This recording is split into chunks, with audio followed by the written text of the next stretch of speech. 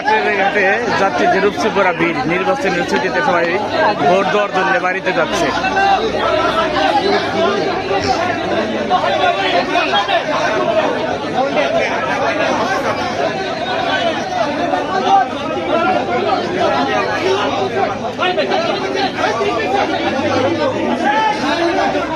এত ভিড় মনে হয় ঈদের ভিতরেও হয় না।